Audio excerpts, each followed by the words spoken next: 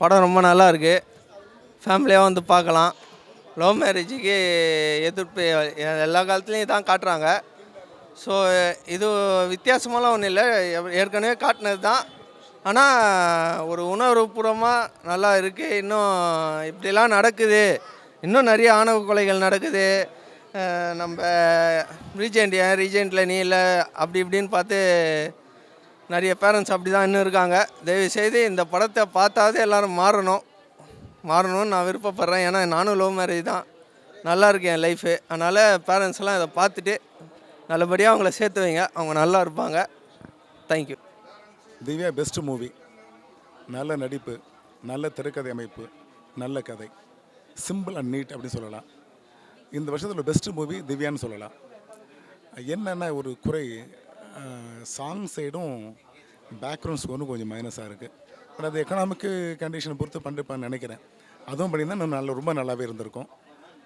மற்றபடி இது சொல்கிறதுக்கான சிறந்த படம், குடும்பத்தோடு பார்க்கலாம். என்ன அந்த சாதி என்பது டச் பண்ணிருக்காங்க. நான் மற்ற ரைட்டர் போல் ரொம்ப டீப்பாக போய் கசாமதான் பண்ணிக்கல, டச் பண்ணிருக்காங்க. டச் பண்ணி இந்த காதலுக்கு ஃபினிஷிங் கொடுத்துருக்காங்க. நல்லாயிருக்கு, நல்ல படம். அனைவருக்கும் வணக்கம். 2026க்கு அரசாங்கத்துக்கு திரும்பி பார்க்குற படமாக தான் இது இருக்குது. ஏன்னா ஜாதிகள் பல ஆங்கிளில் நிறைய படம் நான் பார்த்துருக்குறேன்.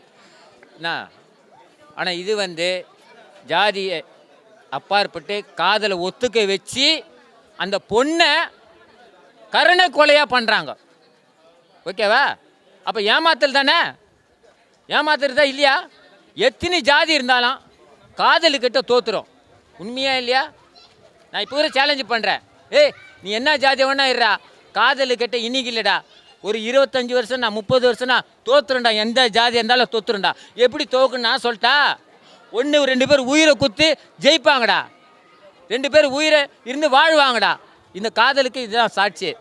ஓகேவா? அது தெய்வம் கூட ஒன்றும் பண்ண முடியாது. அது எந்த மதமாக இருந்தாலும் சரி, எந்த கம்யூனிட்டியாக இருந்தாலும் சரி, காதலுக்கிட்ட சத்தியமாக எல்லா ஜாதியும் தோத்துடும். வணக்கங்க. என் பேர் ஆனந்தராம். நான் 1976லேருந்து நடிச்சிருக்கேன். இந்த படத்தினோட இயக்குனர் என்னை கடலில் முத்தெடுத்து கூட்டின்னு போன மாதிரி கூட்டின்னு போய் எனக்கு இந்த படத்தில் ஒரு ரோலை கொடுத்துருக்காரு. ஸோ அதில் அவர் என்ன சொன்னாரோ அதை மாத்திரம் கேட்டு இப்படி திரும்ப இப்படி அதை மாத்திரம் நான் செஞ்சுருக்கேன் ஒழிய நான் நடிக்கலை. இந்த படத்தில் மற்றவங்க அத்தனை பேரும் அந்த பாத்திரத்துக்குள்ளே பூந்துருக்கோமே தவிர எங்களோட பார்ட் எதுவும் இல்லை. எல்லாத்துக்கும் காரணம் இயக்குனர் இயக்குனர் இயக்குனர், அவரை தவிர வேறு யாரும் கிடையாது. ஆர்ஜேபி நல்லா வரணும். படம் சூப்பராக இருக்குதுண்ணா, வேறு லெவல் படம். பயங்கரமாக ஃபைட்ஸ் எல்லாம் பயங்கரமாக எடுத்துறாங்க. தாத்தா அனிருத் மாரி பாடியிருக்காரு. நல்ல ஒரு ஃப்யூச்சர் இருக்குது. ஹீரோடி எங்கே நடிக்க வேண்டியதில்லை, ஹாலிவுட்டில் நடிக்க வேண்டிய ஹீரோடி.